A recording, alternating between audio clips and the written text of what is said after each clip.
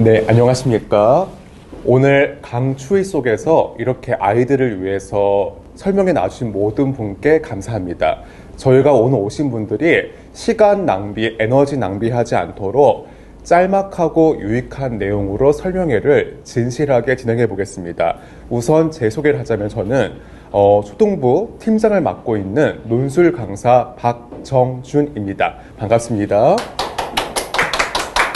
네. 호응 감사합니다. 저희 학원은 모두 총 6개의 과정으로 구성이 되어 있는데요. 그 가운데 이번엔 두 번째 과정인 1과정입니다. 네, 1과정은 3월부터 4월까지 진행이 되는데 사실은 이때 아이들이 신학기를 맞이해서 가장 심기일전하면서 공부에 몰입할 수 있는 시기이기 때문에 저희들은 더욱더 1과 정보를 알차게 해서 이 아이들이 시작부터 끝까지 일치월장하도록 저희들이 이끌고 있습니다. 선생님들이 아마 그 아이를 고르실 때는 이런 생각하실 것 같아요. 지금 적지 않은 부모님들은 논술과 국어학원을 각각 보내고 계시는 만큼 그런 어떤 부담감이 있을 것 같습니다. 하지만 저희 학원의 가장 큰 강점이자 특점들은 논술과 국어를 함께 강의함으로써 이 두 가지를 왔다 갔다 할 필요 없이 한 군데에서도 더욱더 효율적이고 그리고 실제 성과가 있도록 가르친다는 장점이 있습니다. 이거 저희가 말씀을 드리면 지금부터요.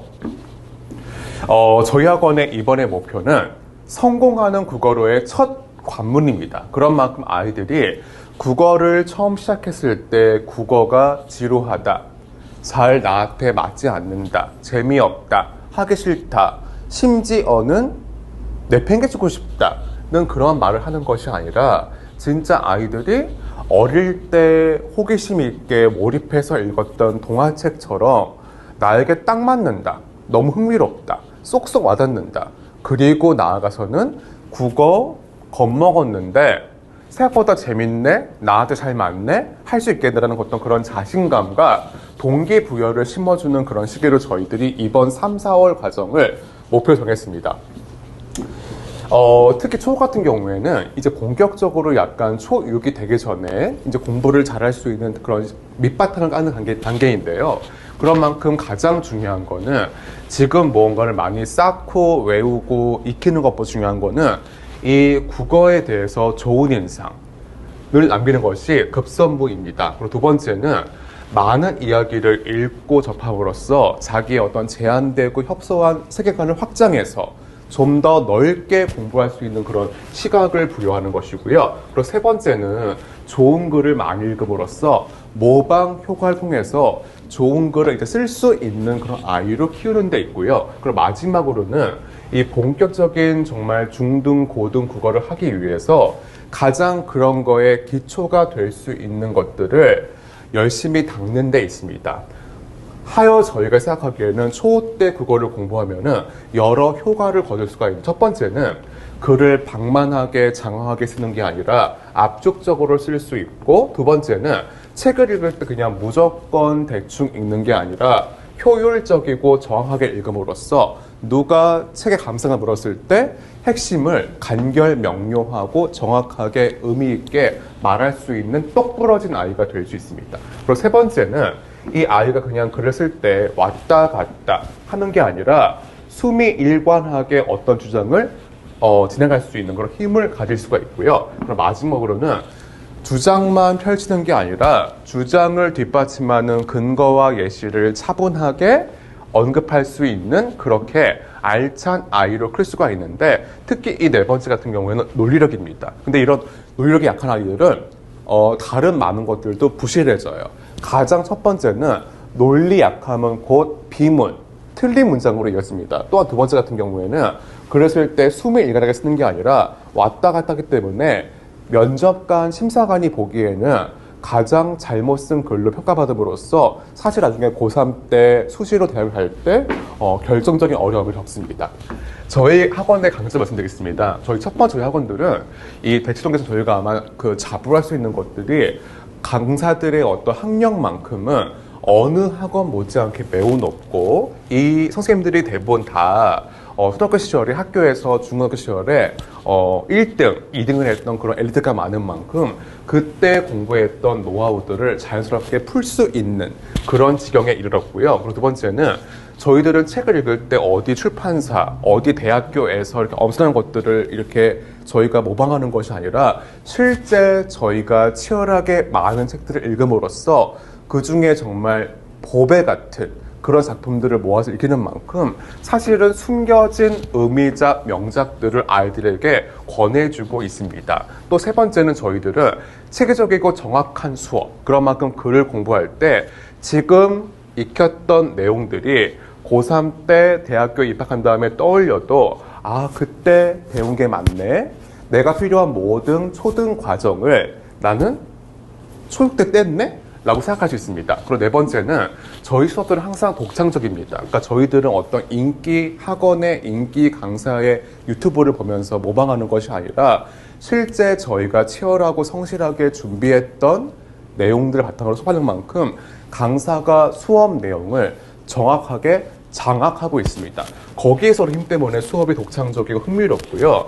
그리고 모든 학생들의 돌발 질문을 강사가 당황하지 않고 정확하게 답해주는 장점이 있습니다. 다섯 번째는 저희 수업은 재밌습니다. 아무도 졸지 않고 집에 가고 싶어 하지 않고 잘 듣는 이유가 국어, 논술, 공이 재밌고 시간이 잘 갈 만큼 내가 그 안에 참여해서 역동적으로 공부하고 익히고 할 수 있는 그런 게 되는 거고요.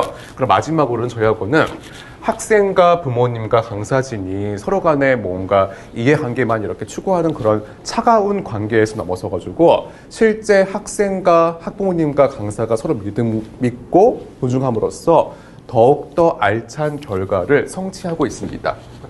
선생님들 이제 소개해 주자면 저희 선생님께 보다시피 6분이 함께 일하고 계시는데 지금 이 가운데 거의 절반 이상은 현재 대학교에서 박사 학위를 취득했거나 지금 취득 중이신 분이 강의를 하시고 전공의 대부분 다 뭐 문학과 역사, 철학과 또 하기 때문에 더욱더 수업 내용을 할 때 국어에만 치우친 강의에서 넘어서 가지고 논술의 경우에는 학제간 연구처럼 다양한 것들을 함께 가르치는 그런 힘이 있습니다.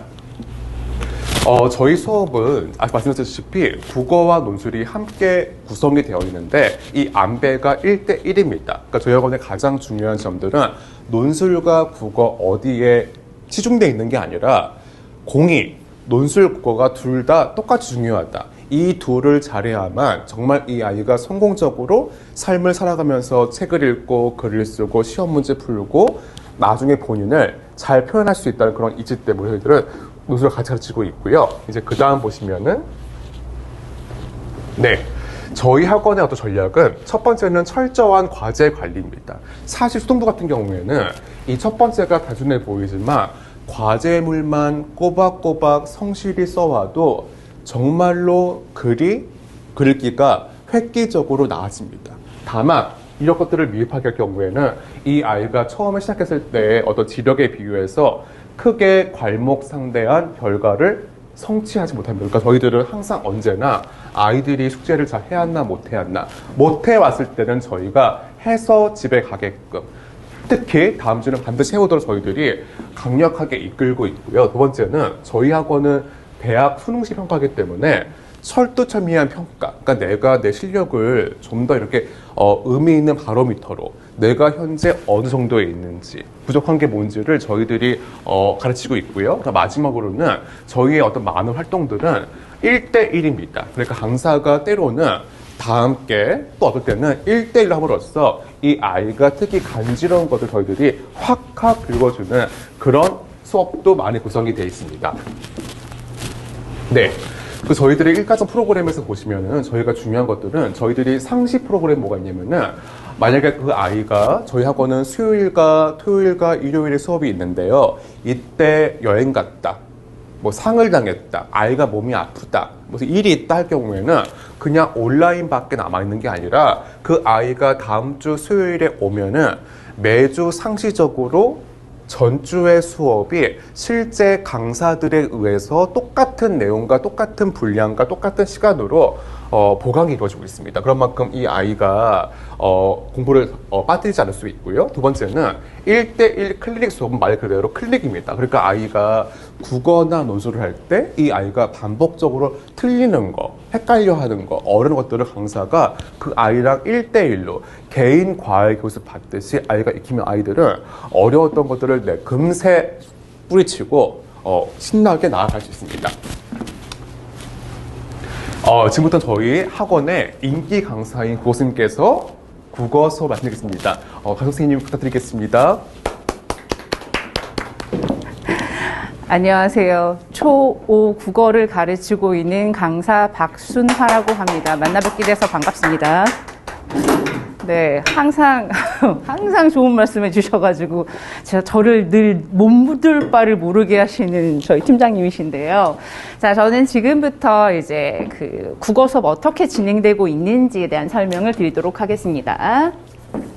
아시겠지만 지금 2028년부터 수능이 이제 완전히 바뀌게 됩니다. 자, 그래서 지금 현재 수능은 4가지 영역에서 선택 과목이 있어서 내가 약한 과목이 있으면 사실 피해서 선택할 수 있는 부분이 있었는데, 이제 2028년부터는 국어에 있어서 지금 독서와 작문, 문학, 화법, 가운데 이렇게 3가지 영역으로 나눠져서 이 모든 영역의 시험을 보게 됩니다. 자, 그래서 저희는 이 수능 영역에 맞추어서 수업을 문학, 비문학, 문법 이렇게 3가지 영역으로 구성하고 있습니다. 지금 3월이니까 저희 1과정을 시작하는 거고요. 0과정부터 시작해서 5과정까지 총 6번의 과정을 통해서 저희가 이 3가지 영역을 반복을 하게 됩니다. 그러니까 어떤 3, 4과정에 문학이 있고 1과정에 문학이 있고 그다음에 2과정에 비문학이 있고 3과정에 문법이 이런 식이 아니라 하나의 그 과정 안에 이 3가지 영역을 골고루 배분해서 아이들은 매 과정마다 이 3가지 영역을 학습한다고 이해하시면 됩니다. 자, 그렇다면 지금 자제분들이 초5죠. 자, 혹시 어머님들 중에서 그 국어학원이 처음이신 분들 계실까요? 아니면 논술학원 다니다가 오셨던 분? 네.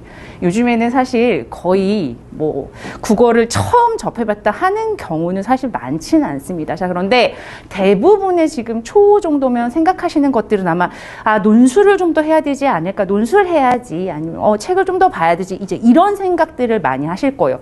초5가 국어? 너무 빠른 거 아니야? 라고 생각하시는 경우들이 많으세요. 자, 그런데 왜 초5의 국어를 물론 독서논술과 국어가 완전히 분리되지 않습니다. 사실은 어떻게 보면 크게 보면 같은 영역을 볼 수 있겠지만 미묘한 차이가 있습니다. 자, 왜 초5의 국어를 시작해야 될까요? 자, 제가 이 초5에 왜 국어를 시작해야 되는지를 말씀을 드리려면 제가 지금 수업하고 있는 아이의 그 경우를 한번 말씀드리는 게 좋을 것 같아요. 자, 초 수업을 하는 아이 중에 저희가 방학 때 이제 선생님과 같이 책을 읽는 프로그램이 있었거든요. 근데 어떤 아이가 왔는데 다른 아이들이 1시간 동안에 책을 한 권을 읽는다면 그 친구는 1시간 안에 2-3권 정도의 책을 읽었어요.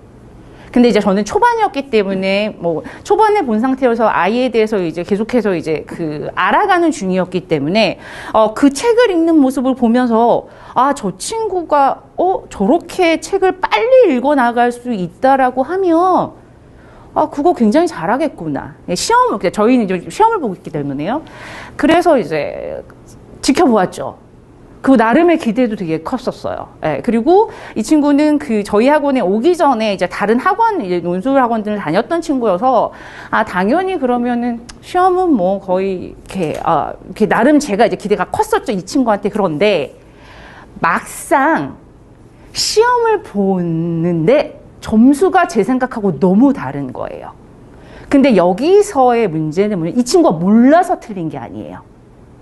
아는데 틀려요. 왜 그럴까요? 그러니까 아까 말씀드렸지만 속도가 굉장히 빠르다고 했죠. 그래서 글마다 사실은 조금 읽기 방법들을 달리 해야 되는데 이 친구는 빠르게 읽는데 읽다 보니 다 지나가는 식으로 읽는 거예요. 그래서 저희가 문제를 냈었을 때 조금 지문하고 다르게 변형이나 하면 여기서 이제 실수들이 나오는 거예요, 어머니. 제가 이 말씀을 드리는 이유는 뭐냐면 지금 초5인데 이게 습관화돼 버리면 나중에 고등학교 가서 이거 쉽게 못 갖춥니다. 자기가 읽던 방식도 사람은 왜 자기가 하던 대로 약간 하고 싶어 하는 그런 본능이 있기 때문에 그 습관에서 벗어나기가 굉장히 어려운 지점들이 있습니다. 아마 그냥 멀리서 듣기에 고등학교 가면은 국어 되게 어렵다고 하는데 어떻게 해야 되나 막연하실 거예요. 사실 초가 지금 입시 나하고는 너무 먼 얘기 이렇게 생각하실 수 있거든요. 그런데 지금 초호 초육이 굉장히 저희가 중요하다고 보는 이유는 습관이 완성되는 시기이기 때문이다. 이게 공부하는 습관이건 책을 보는 습관이건 그러니까 기타 학습을 위한 어떤 습관이 굉장히 많이 고착화되는 시기이기 때문에 이때 만약에 잘못된 그리고 아직은 완전히 아이들이 고정화된 상태가 아니기 때문에 고칠 수가 있습니다. 그래서 초호 초육에 저희가 집중하는 건 제대로 된 습관, 내가 글을 정확하게 읽어나갈 수 있는 정확한 방법들을 숙지를 하고 그것을 체화해서 올라가면 사실 진검승부할 때 큰 힘을 발휘할 것이라고 생각합니다. 그래서 그 친구 같은 경우에 저하고 이제 올해 1년의 목표가 뭐냐 하면 그 잘못된 습관 바로 잡는 거, 덤벙거리지 않는 거, 그 잔실수를 줄여가는 게 올해의 목표거든요. 그러니까 아이는 뭐냐면 이제 인지를 하기 시작했기 때문에 시험을 볼 때도 신경을 쓸 수밖에 없어요. 그러니까 저희들이 초, 초 2년의 과정 동안에 그러니까 국어를 어떻게 보면 결국은 저희가 물론 이제 국어가 물론 시험도 있지만 저희 일상하고 저희 삶하고 사실은 뗄 수 없는 관계이잖아요. 근데 이 국어를 여러 가지 그러니까 삶에도 도움이 되고 나의 입시에도 도움이 되는 국어를 잘 하기 위한 2년간의 프로젝트 같이 걸어가셨으면 좋겠습니다. 자, 저희 그러면 이제 초5 같은 경우에는 초5, 초6 마찬가지입니다. 저희는 크게 이제 어휘와 국어 같은 경우에는 어휘와 이제 개념 수업으로 이루어져 있는데요. 어휘는 기본적으로 한자를 베이스로 해서 아이들을 가르칩니다. 자, 우리말은 한자 빼면은 말할 수가 없죠. 그죠? 그래서 단어를 많이 아는 것이 굉장히 중요한데 저희는 이 어휘의 접근에 대한 게 단순히 암기가 아닙니다. 저희가 추구하는 것은 단어 상상력, 단어 추리력입니다. 자, 결국 문장이라는 거는 단어들이 모여서 이루어지는 거고 그 단어에 대한 이해가 정확해야 문장을 이해하게 되고 문장을 이해해야 문단을 이해하고 문단을 이해해야 한 편의 글을 정확하게 이해하게 됩니다. 그런데 가장 밑에 단의 이 단어부터 문제가 생기게 되면 단어에 대한 이해가 정확하지 않으니 문장 이해가 제대로 되지 않고 문장이 이해가 안 되니 문단 이해가 안 되고 다 그렇기 때문에 글이 원하는 필자가 의도하는 의도를 정확하게 파악하지 못하는 문제가 발생합니다. 결국 우리가 국어에서 해야 되는 건 주제 파악 그리고 정보의 서열화가 굉장히 중요합니다. 그 긴 지문 안에서 내가 취해야 될 정보와 그러지 않을 것들을 무의식적으로 딱딱딱딱 정리해가는 능력. 그것은 사실 어머니들 단순간에 이루어지지 않습니다. 그래서 고등에서 수학보다 국어 점수 올리는데 시간이 훨씬 많이 들어가는 게 이 이유입니다. 아래부터에 비어있는데 어디부터 어디가 비어있는 걸까요? 자, 그래서 지금부터 천천히 차곡차곡 그러니까 양적으로 저희가 흔히 얘기하는 양치기라고 하죠. 양치기를 하는 것이 아니라 초에서 지금 습득해야 되는 단어들, 개념들 그리고 그거보다 조금 어렵게 그리고 그 턱을 또 넘어가고 그 다음 단계에 도전 이렇게 국어를 준비해 나가시면 나중에 정말로 이제 승부해야 할 때 아이들이 겁먹지 않고 할 수 있을 거라고 저는 생각을 합니다. 국어 생각보다 진짜 고등학교 때 공부하면 성적이 안 오르진 않아. 그런데 다른 과목 대비해서 똑같은 점수를 올리려면 국어는 정말 배의 시간이 걸립니다.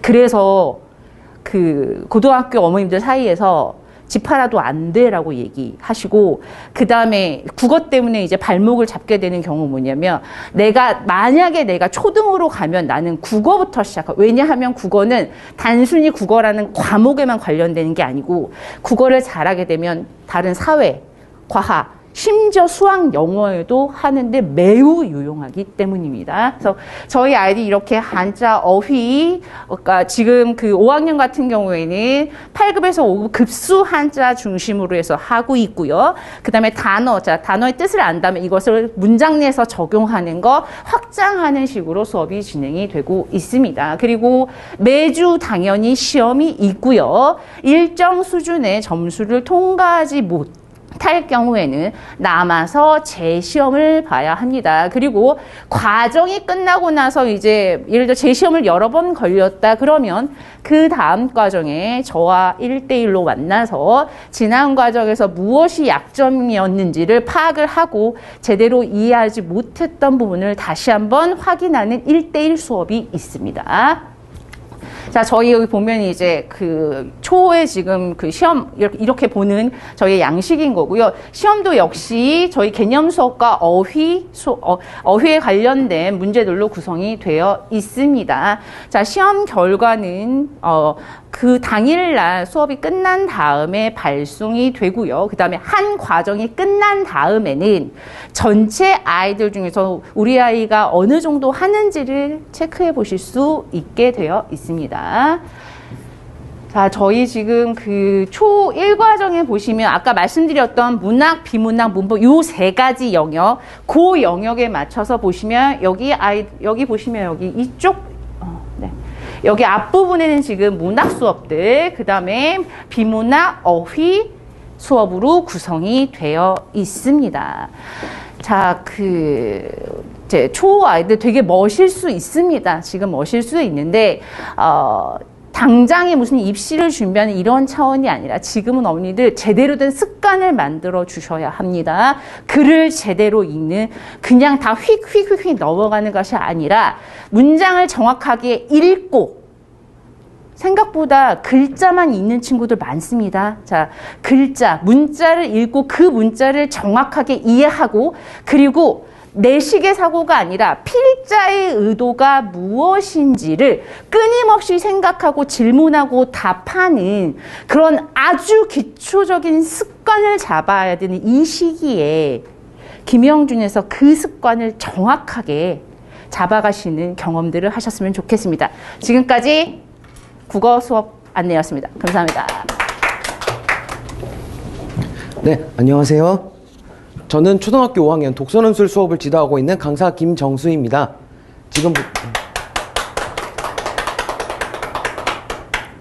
지금부터 저희 학원에서 독서논술 수업이 실제로 어떻게 이루어지고 있는가를 소개해 드리겠습니다.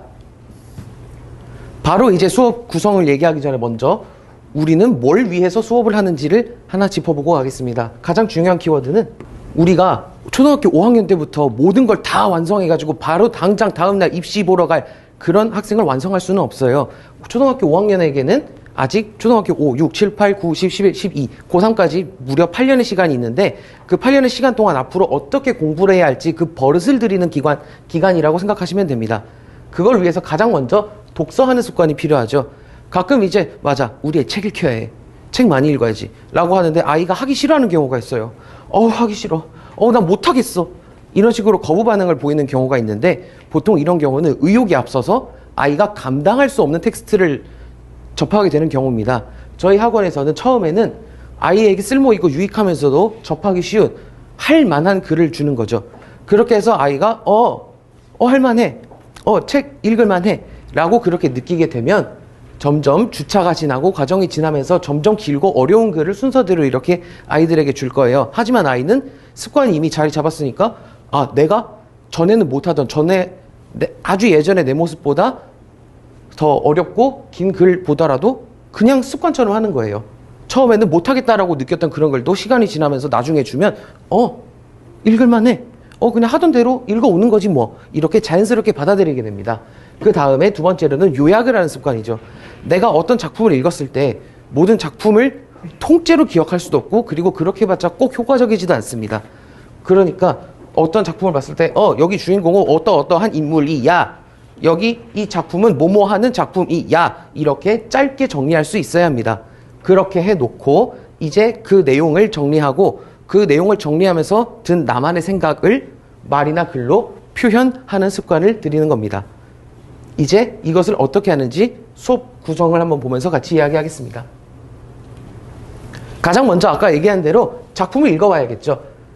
학생이 매번 정해진 텍스트를 집에서 읽어온 다음에 그 내용을 잘 기억하고 있는지 독서논술 퀴즈를 통해 확인을 할 겁니다. 이 독서논술 퀴즈는 이제 10문제에서 15문제 내외로 구성이 되어 있고, 우리가 일반적으로 아는 객관식, 그리고 단답형, 주관식, 그리고 마지막에는 그 작품을 관통하는 공통 주제를 짧은 문장으로 표현하는 서술형 문제가 들어갈 겁니다. 그렇게 하면서 내가 작품 꾸준히 읽어왔고, 그리고 그거를 이거 뭐 하는 작품이구나, 여기서 이 얘기하고 싶은 거구나 라는 것을 확실하게 정리할 수가 있죠. 그리고 이 문제를 푼 다음에 모두 함께 있는 그 자리에서 이 작품은 뭐 하는 작품이었다 하고 한 번 더 작품을 정리합니다. 그렇게 한 다음에 이제 그 학원에서 교재를 풀어볼 텐데요.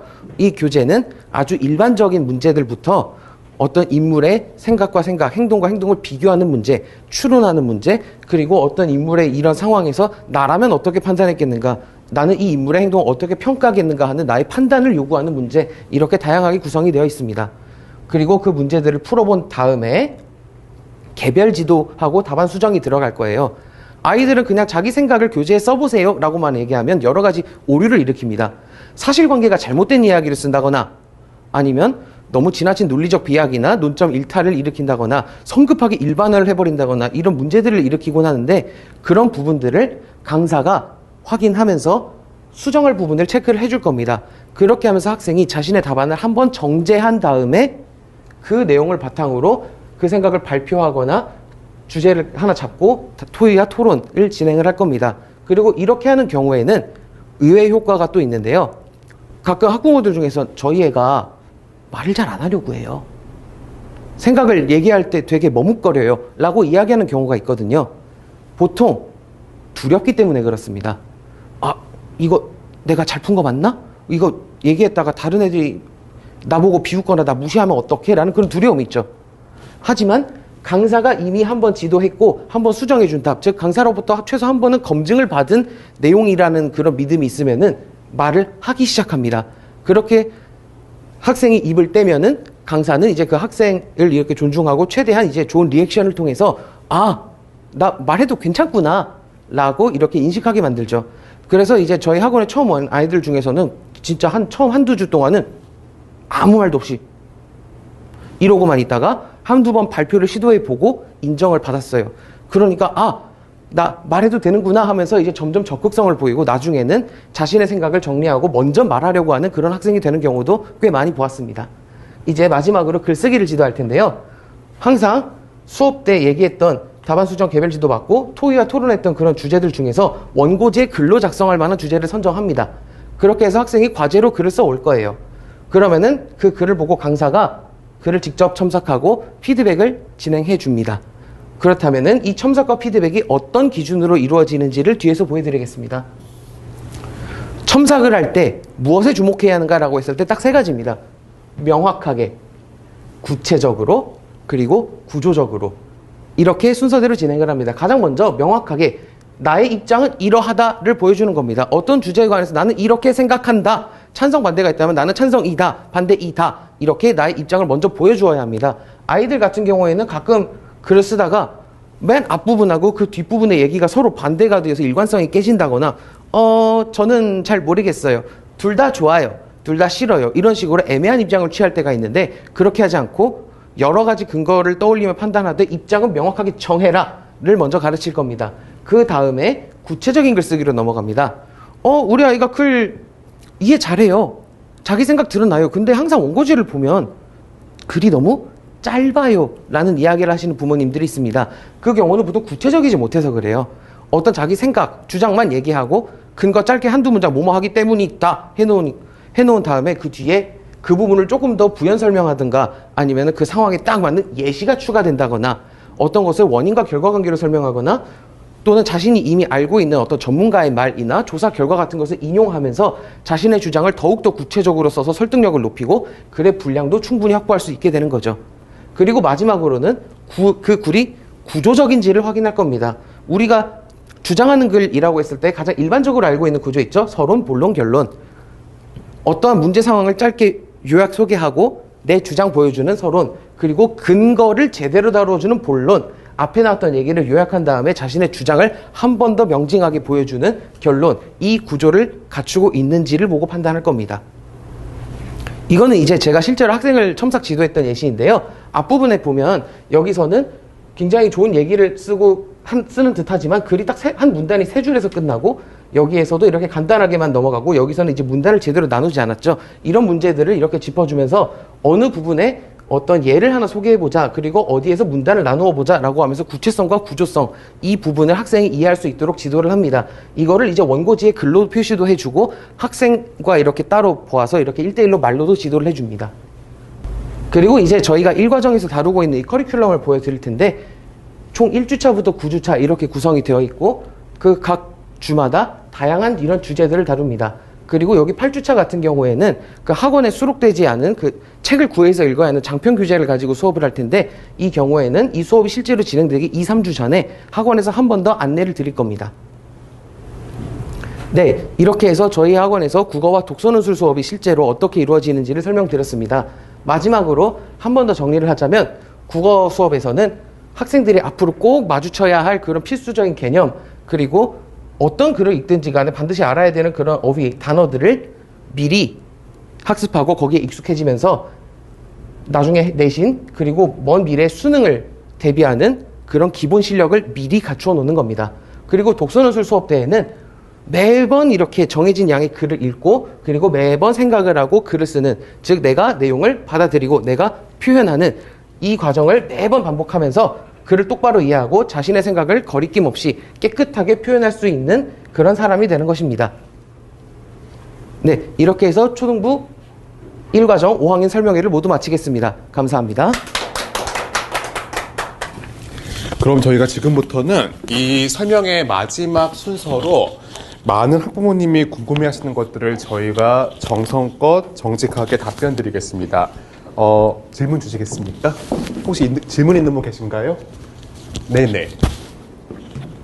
아까 전에 말씀드렸다시피 저희가 그 매 과정마다 문학, 비문학, 문법 이렇게 세 가지 영역이 매번 반복이 되는 거거든요. 그래서 혹시 연과정부터 시작하지 못했다고 하더라도 1과정에 들어오셔도 아이들이 학습하는데 전혀 문제가 없습니다. 왜냐하면 뭐 예를 들어 한 과정에 문학만 배웠다 이러면 사실은 그 부분 통째로 날아가는 거죠. 근데 그렇게 되어 있는 게 아니어서, 그러니까 문학, 비문학, 문법 이 부분을 다시 또 1과정에 똑같이, 물론 작품들은 달리 하겠지만요. 그래서 그 3월 달부터 들어오셔도 크게 무방합니다. 네. 저희는 그 모든 그 수업들이 동일한 내용을 강의를 합니다. 그래서 만약에 수요일에 만약에 빠졌다고 하면 다른 시간대 가능한 시간에 대체 출석하시면 되고요. 혹시 만약에 그것도 도저히 안 된다 그러면은 그 매주 수요일마다 보강 수업이 있습니다. 그때 오시면 되고요. 근데 도저히 그것도 안 되는데 그럴 경우에는 이제 저희가 그 수업한 영상을 녹화를 하거든요. 그래서 그 녹화 영상을 신청하셔가지고 학습을 이어가시면 됩니다. 될 것 같은데, 이게 그 두 가지 질문이 왔는데 이게 동일한 질문이에요. 제가 답변 드리겠습니다. 그러니까 그 책을 매주 사야 하는지, 매주 부모님이 책을 구해야 하는 질문이었는데, 이 질문은 명쾌합니다. 저희 교재에 출판사랑 그 계약이 되어 있어서 전문이 수록이 되어 있습니다. 단 장편 소설을 제외하기 때문에 한 과정에서 한 주를 빼고는 교재만 있어도 아이가 수업을 예습, 복습 임하는데 아무런 문제가 없고요. 또 저희가 과정별로 한 권 정도를 장편을 읽히는데, 이때 책 같은 경우에는 교재에 수록이 되어 있지 않은 만큼 아이가 도서관에서 책을 대출해서 읽거나 아니면 책을 구매해서 읽기 가시면 됩니다. 그다음에 마지막 질문이 또 왔는데요. 국어선생님, 여기 학생 같은 경우에는 조금 이렇게 시험 걱정하나 봐요. 그래서 예를 들어서 아이가 시험에 떨어졌을 경우에 어떻게 되는 건지 좀 답변 바랍니다. 아까 전에 앞부분에 설명드렸었는데요. 저희가 이제 매주 시험을 보고 일정 수준의 점수에 도달하지 못하게 되면 남아서 다시 한번 재시험을 보게 됩니다. 그래서 그 재시험을 통해서 자기가 뭘 틀렸는지를 다시 한번 확인하게 되고요. 그리고 이게 이제 이 재시험이 여러 번 반복이 되게 되면 이제 제가 조용히 부르죠. 오세요. 그래서 그거는 아이 가능한 시간을 저랑 맞추셔가지고, 그러니까 강사 시간에 맞추는 게 아니라 아이들 요즘에 너무 바쁘기 때문에 이제 그 아이가 올 수 있는 시간에 맞춰서 아이의 약점을 보완하는 1대1 수업이 있으니 그 학부모님들 많이 이용해 주시면 좋을 것 같습니다. 여기까지입니다. 네. 또 다른 질문이 있는데요. 이거는 제가 농수선생님한테 한번 여쭤보겠습니다. 초5 농수선생님한테. 그러니까 이 아이 같은 경우에는 지난번 다닌 학원이 과도하게 어려워서 아이가 굉장히 울면서 왔다 갔다 했나 봐요. 그런 만큼 이 아이가 국어학원, 논술학원에 거부감이 상당히 심한데 이 학원에서 읽히는 논술 학습 내용이 난도가 어떤지, 그러니까 평범한 아이가 들을 만한지 아니면은 지나치게 어려워서 또다시 이렇게 눈물을 흘릴 것 같은지 엄마가 우려하시나 봐요. 여기에 답변 바랍니다. 네, 일단 저희 학원에서 다루고 있는 논술 텍스트들은 대부분 초등학교 4, 5, 6학년 이 범주 안에서 대부분 이해할 수 있는 그 정도의 난도로 구성이 되어 있습니다. 그 정도의 이제 난도를 가진 글 중에서 유익하고 좋은 글을 저희가 선정을 했기 때문에 아이가 감당하지 못할지도 몰라 라는 그런 걱정을 할 일은 없습니다. 그리고 혹시나 이제 아이가 그래도 저는 좀 어려운데요? 라고 그렇게 느낀다면은 이제 강사가 학생과 함께 그 글을 한번 봐주면서 어떤 이해가 안 되는 부분에 대해서 질문을 받고 여기 이 부분은 어떤 이야기를 하고 싶은 거야? 라고 풀어서 설명해 줄 거예요. 아이가 그 글에 대한 두려움이 없어질 때까지 저희가 한번 맡은 이상 끝까지 책임집니다. 네. 답변 감사합니다. 그러면 이게 거의 마지막 질문인 것 같은데요. 국어 선생님이니까 이 질문이 왔습니다. 이 학생의 이미 지금 수학 때문에 굉장히 분주한가 봅니다. 그래서 반드시 지금 초5 때 엄마가 불안하시긴 해가지고 보내고 싶은 의향이 있는데 이게 왜 지금 국어를 시작했을 때 아이가 중장기적으로 어떤 학습 효과를 기대할 수 있는지 답변 혹시 가능하실까요? 그러니까 결국 그냥 되게 원론적인 말씀일 것 같아요. 국어는 사실 모든 학습의 기본입니다. 그리고 아이들마다 사실은 글을 읽어내는 능력은 천차만별이어서 만약에 아예 그냥 어떤 학원을 다니지 않아도 잘하는 아이들이 있습니다. 고등 보면 국어 공부 하나도 안 했는데 그냥 다 만점 맞는 친구들 있어요. 그런데 그 아이가 내 아이면 얼마나 좋겠습니까마는 아닌 경우들이 많죠. 그래서 지금 초등 단계에서 아까 제가 초반에 설명드렸다시피, 그러니까 습관, 글을 정확하게 읽는 습관, 시를 볼 때, 소설을 볼 때, 논설을 볼 때, 설명을 볼 때 필자의 의도를 이해하는 방식이 글의 종류마다 다 다릅니다. 그러니까 그것을 정확하게 이해하고 그 다음에 주어진 시간 안에 풀어낼 수 있는 거. 이거는 사실은 글을 빠르게만 읽어서도 안 되고 느리게 읽으면 사실은 시간 안에 해결이 안 되기 때문에 문제 해결이 안 되는 부분이고요. 근데 그렇게 정해진 시간 안에 정확하게 필자의 의도를 이해하면서 읽는 것은 어느 정도 훈련이 필요합니다. 그리고 말씀드렸지만 국어는 양치기를 해서 해결되는 과목이 아닙니다. 그냥 오랜 시간 천천히 쉬지 않고 꾸준히, 그러면 아이의 성장 속도에 맞게 어휘력도 늘어가고 이해력도 올라가고 그러다 보면 이제 어느 순간 이제 포텐이 터지는 그런 시점이 온다라고 봅니다. 그래서 초5, 초6에서 좋은 습관을 익히고 그 습관을 통해서 내가 원하는 바를 이뤄가는 그 경험들을 하셨으면 좋겠습니다. 자, 답변이 되셨을지 모르겠습니다. 네. 답변 감사합니다. 네. 선생님들, 지금 여기 강남뿐만 아니라 서울 전역에서 수많은 초등 대상으로 한 국어 논술학원이 성행하고 있는데요. 이것만 생각하시면 됩니다. 첫 번째는 진짜 그 학원에서 과유불급, 황금 비율로 반드시 지금 이 단계에서 꼭 배워야 할 것들을 가르치는가. 그 두 번째는 이 아이가 매주 엄마 아빠랑 다투면서 억지로 울면서 가는 게 아니라 나름대로 설레고 신나게 가는 학원인가. 그리고 세 번째는 진짜 이 학원의 이런 수많은 거창한 화려한 아름다운 약속이 실제 정직하게 이행되는가. 또 네 번째는 진짜 이 학원에서 국어의 첫 시작을 하면은 장차 진짜 이 아이에게 난기가 왔을 때 이 아이가 논술의 힘, 국어의 힘으로 도움 받을 것인가인데 저희들은 이거에 대해서 자신감 있게 답변 드립니다. 가능하고 할 수 있습니다. 해보겠습니다.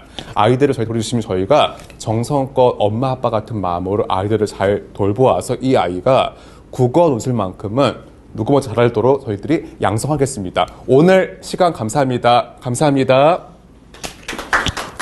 여기 설명회를 마무리하겠습니다. 다들 감사합니다.